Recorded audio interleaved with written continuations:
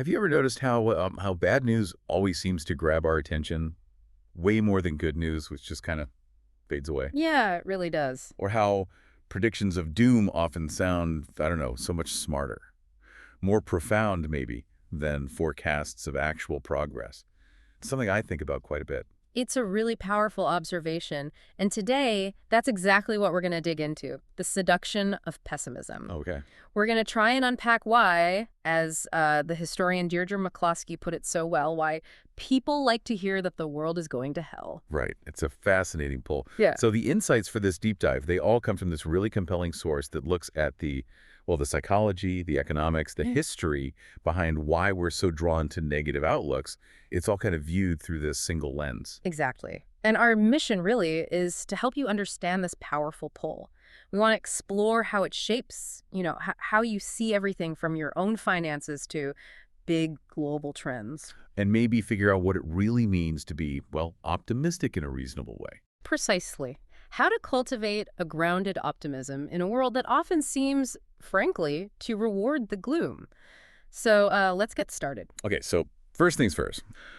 Let's go ahead and define optimism. Because I think there's a common trap here, right? People often mix it up with, what is it they confuse it with? Yeah, they often confuse it with, like, complacency or just blind faith. This idea that, oh, everything will just magically turn out great no matter what we do. Which isn't really optimism. No, not at all. True optimism, as our source explains it, it's more the belief that the odds of a good outcome are generally in your favor over the long haul, even when, for sure, there are going to be setbacks along the way. Okay. And it's built on a really simple idea, actually. Most people, most mornings, they wake up trying to make things a little bit better, a bit more productive. They're not usually trying to cause trouble. That makes sense. And that simple fact forms the foundation of optimism being a pretty reasonable bet on the future. I really like that distinction. It's not saying everything will be perfect, but that betting on improvement is the most, rational stance most of the time. Mm-hmm. It makes me think of Hans Rosling, the statistician. He famously said, "I am not an optimist, I am a very serious possibilist." Yes, that quote is perfect. It sort of bridges that gap, doesn't it? Yes. Between maybe a naive view and something more grounded in reality. It really does. But what's so fascinating is, even with that more nuanced definition, pessimism still seems to win the popularity contest, Yeah, it feels that way. It's not just that it's more common, it actually sounds smarter. It's seen as intellectually captivating, gets more attention. While optimism, even the reasonable kind, is often viewed as, being oblivious to risk. And this isn't just some abstract idea, is it? No. This intellectual pull, it plays out in really dramatic ways in like how we consume news and react to things. Do you have a good example from the source? No, absolutely. A really striking one. Think back to December 2008, remember? The global economy was just in absolute freefall. Stock markets crashing. Yeah, scary time. And on December 29th, the Wall Street Journal, and this is the key part, the Wall Street Journal, the most prestigious financial newspaper in the world, not some backroom blog or tinfoil hat newsletter, they ran a front-page article about a Russian professor, Igor Panarin. Oh, I think I remember this. His prediction was, that was pretty out there, wasn't it? Wildly out there. Panarin claimed that around July 2010, so just a year and a half later, the U.S. would literally break apart into 6 pieces. 6 pieces. How? Get this. Alaska would go back to Russia. California would join China. Texas would become part of Mexico. The East Coast Atlantic America would join the EU. The northern states would go to Canada. And Hawaii would end up as a protectorate of Japan or China. Wow. That's quite a forecast. It was pure apocalypse. And it got front-page treatment in one of the world's leading financial papers. Okay, so hold that thought. Now let's contrast it. Imagine it's 1946, just after World War II. Japan is absolutely devastated. People are facing famine, living on, less than 800 calories a day. A truly bleak picture. Now, imagine some academic back then wrote an article predicting that in just one generation, Japan's economy would explode, become 20 times its pre-war size. Okay. And not just that. This same academic predicts life expectancy would almost double. Their stock market would see returns unlike almost anything in history. They'd go 40 years without unemployment ever going above 6%. They'd become a global leader in electronics, own prime real estate in the U.S., and become close allies with the Americans who just defeated them. That sounds completely unbelievable in 1946. Exactly. But here's the kicker. All of that, it actually happened in the generation after the war. Wow. But that prediction, back in 1946, it would have been summarily laughed out of the room, no question. It's such a stark contrast. It perfectly shows why, as the source puts it, the mirror opposite of Panarin looks absurd in a way a forecast of doom doesn't. So why? Yeah. Why this huge difference in how we react? Well, the simple truth, the source argues, is tell someone they're in danger and you have their undivided attention instantly. Right. Fear grabs you. Think about it with stocks. Someone tells you a stock you own might go up tenfold. You might think, yeah, right, and dismiss it. Probably. But if someone warns you that same stock is about to collapse because of fraud, you'd clear your calendar and listen to their every word. Guilty as charged. Yeah. And it works for the media too, right? If you go out there and say, we're heading for a big recession, you'll get calls from newspapers, maybe get on TV. Absolutely. But predict average growth, crickets. No one cares. It's so true. Matt Ridley talked about this in The Rational Optimist, didn't he?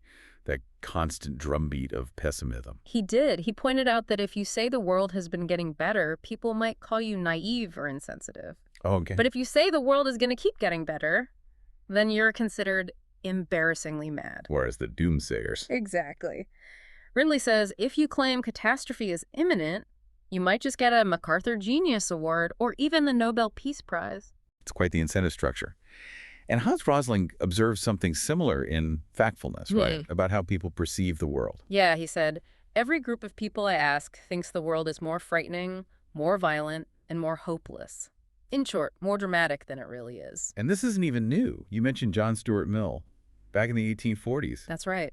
Even back then, Mill observed, I have observed that not the man who hopes when others despair, but the man who despairs when others hope, is admired by a large class of persons as a sage. Wow. So this intellectual allure of pessimism, it really does have deep roots. It certainly seems so. Okay, so we've talked about the intellectual appeal. But when it comes to money, our finances, that pull towards pessimism feels even stronger, doesn't it? Almost visceral. What's going on there? Yeah, it definitely feels stronger. And a big part of it, this source suggests, is just instinctual and unavoidable. It taps into something called loss aversion. Loss aversion. Okay, break that down for us. It sounds like something really deep-seated. It is. Think of it as an evolutionary shield. That's how Daniel Kahneman put it. Basically, the pain of losing something feels way more intense than the pleasure of gaining something equivalent. So losing $100 hurts more than finding $100 feels good. Pretty much, yeah. Our brains are just wired to prioritize threats. For our ancestors, missing out on an opportunity might mean going hungry for a bit, but missing a threat, that could mean being eaten. So losses loom larger than gains. It's baked in. That makes a lot of evolutionary sense. And beyond that instinct, there's something special about money itself, right? Absolutely. Money is just, well, it's ubiquitous. It touches everything. So when something bad happens financially, it tends to affect everyone and captures everyone's attention. Unlike, say, a localized disaster. Exactly. Think about a hurricane hitting Florida. Terrible for Florida, but it poses no direct risk to, 92% of Americans? Right. But a recession, a big economic downturn, that could impact every single person, including you, so pay attention. That gets everyone listening. You definitely see that with the stock market news. A 1% rise gets like a brief mention, maybe. Really? But a 1% fall. Suddenly, everyone's trying to explain why it went down.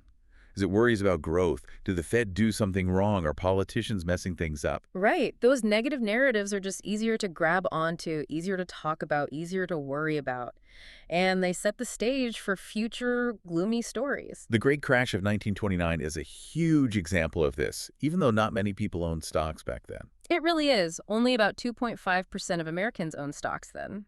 Yet the vast majority watched in amazement as the market collapsed, just wondering what it meant for their own future, their jobs, their lives. The historian Eric Rauchway described it perfectly. People felt that the ground under their feet was giving way. It highlights that systemic nature you mentioned. Health problems are often individual, but money. Exactly. Money issues are more systemic. Everything's interconnected. So those financial risks just feel much bigger and more immediate to everyone. This connects to another really interesting point from the source. It's not just what we pay attention to, but how things actually unfold. This idea of adaptation. Yes, the iron law of adaptation. Right. This idea that really bad situations often contain the seeds of their own solution because people and markets adapt. Necessity is the mother of invention, that sort of thing. Can you walk us through that, maybe using that oil prediction example from 2008? Yeah, it's a perfect illustration. See, it's really easy to make a pessimistic forecast by just assuming that something ugly will stay ugly. Right. It's persuasive because it doesn't require imagining the world changing in any fundamental way. Just drawing a straight line from today's problems. Exactly. So back in 2008, the environmentalist Lester Brown looked at China's rising demand and predicted that by 2030, China would need 98 million barrels of oil a day. He then noted, the world is currently producing 85 million barrels a day and may never produce much more than that. So a huge shortfall looming. Sounds scary. It did. Yeah. And he was right about the scenario demand was set to rise, but he missed that iron law in economics. Extremely good and extremely bad circumstances rarely stay that way for long because supply and demand adapt in hard-to-predict ways. So what happened with oil prices and production then? Well, remember, oil prices surged massively, from around $20 a barrel in 2001 to $138 in 2008. Yeah, huge run-up. That made drilling oil like pulling gold out of the ground. Suddenly, the incentives completely flipped. There was this massive push to find more oil and develop new ways to get it out. Like fracking. Exactly. Technologies like fracking and horizontal drilling, which were maybe experimental or too expensive before, suddenly became incredibly profitable.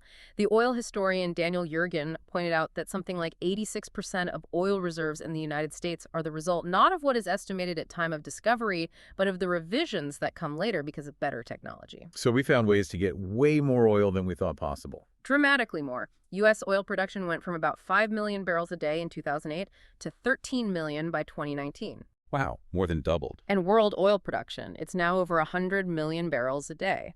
That's 20% above what Brown assumed was the high mark back in 2008. So the pessimistic extrapolation missed the adaptation. Completely. To someone just extrapolating oil trends in 2008, things looked really bleak. But to a realist who understood that necessity is the mother of all invention, the situation was far less terrifying. The core message is really powerful. Problems create incentives to solve them. People adapt. Threats often spur solutions of equal magnitude. That really shifts the perspective, and it leads to another key point, the difference in speed. Progress seems slow, almost invisible sometimes, while setbacks feel instantaneous. That's a crucial asymmetry. As the source says, there are lots of overnight tragedies. There are rarely overnight miracles. The airplane example is fascinating here. The skepticism was intense for so long. Oh, absolutely. Think about it. Late 1800s, a major newspaper, the Detroit Free Press, just flat out declares airplanes appear impossible. Their reasoning. Nature put a weight limit on flight, maybe 50 pounds, and a flying machine would need to weigh 300, 400 pounds. So, impossible. Nature has reached this limit and has failed to pass it. And this was right before the Wright brothers. 6 months later, Orville Wright drops out of high school to start working with Wilbur on inventions. But even after they actually flew in 1903, it took ages for people to get it right. It's amazing. No one seemed to notice. Frederick Lewis Allen wrote about this years later, saying, several years went by before the public grasped what the Wrights were doing. People just dismissed it as some kind of trick without significance. How long did it take for the press to really believe it? Get this, nearly 4.5 years. Not until May 1908 did experienced reporters finally start giving full credence to the news coming out of Kitty Hawk. 4.5 years. And even then, they underestimated it. Wildly, for years. First, it was just a military weapon. Then maybe a toy for rich people. Then, okay, maybe a few people could fly. The Washington Post, as late as 1909, wrote with confidence, there will never be such a thing as commercial aerial freighters. Freight will continue to drag its slow weight across the patient earth. And when did the first cargo plane fly? 5 months later. Oh, the irony. Now, contrast that incredibly slow awakening to the potential of the airplane with how quickly we react to bad news. Exactly. Think about the drivers of pessimism, like a corporate bankruptcy or a major war. The reaction is instant, it's visceral, everyone pays attention immediately. So why this difference in speed perception? Well, growth is driven by compounding, which always takes time. It's like planting a seed and waiting for it to grow into a tree. It happens slowly, incrementally. You might not notice the daily change. Right. Destruction, however, is driven by single points of failure, which can happen in seconds, and loss of confidence, which can happen in an instant.